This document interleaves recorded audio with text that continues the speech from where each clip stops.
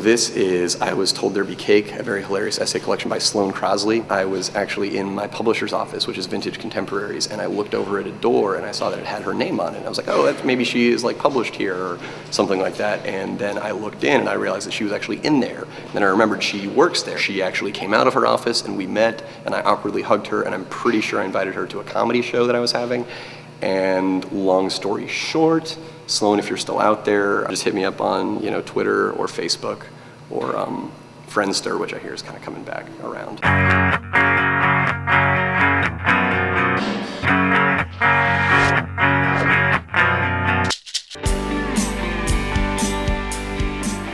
I'm DC Pierson. This is my first novel. It's called The Boy Who Couldn't Sleep and Never Had to.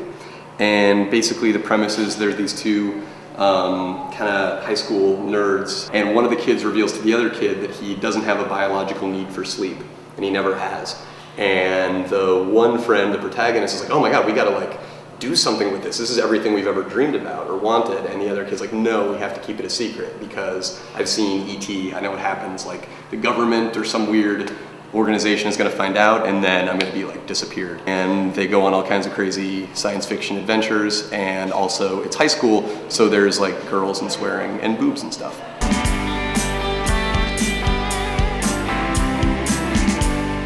This is Drown by Junot Diaz. It is a short story collection. It is, if not my favorite, at least in my top 5 favorite books of all time. And I highly recommend that you get it, and then you read it, and then you leave it on your toilet, because it's a really good book, and you should educate your friends. If they're gonna go to the bathroom at your house, they need to get some education while they're in there. I didn't realize that someone had done a photo book just documenting my uncle. What he does is he exits old cars for a living. This is one that he calls the Elvis Comeback Special 2076. So these are both T.C. Boyle novels, and they're really good. This one's called Drop City, and this one's called The Inner Circle. And this one's about Kinsey and people around him, and it's historical fiction, and a lot of people have sex in it with sort of negative results where everyone ends up hating each other. And this one is called Drop City, and it's about a hippie colony in Alaska where everyone ends up having a lot of sex and then hating each other. I have been in a bunch of naked communes, and they've all worked out awesome. Ooh. So this appears to be a Vice book of photography documenting the Norwegian black metal scene. Norwegian black metal, for those of you who don't know, is this subgenre of metal where Norwegian kids just took everything that American metal guys ever said really, really, really literally and started burning churches down and killing people for real. But then because it's Norway, there will occasionally be like, oh, where is it? Where did it go? Just, oh, he's walking in a gorgeous field. He's sort of the pastoral setting. Oh, he's the John Muir of Norwegian black metal. He appreciates all of nature and eventually wants to convert all the squirrels to Satanism. A book called Madonna, Sticky and Sweet. It looks like she's sort of like doing all kinds of crazy sex stuff, which is weird for her, right?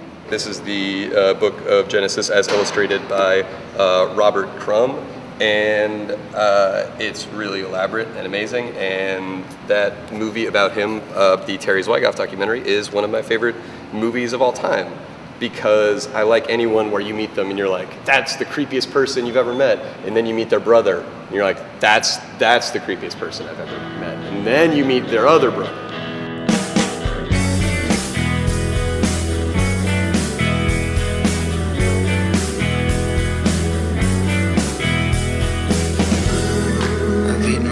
So many times, they don't taste bitter anymore.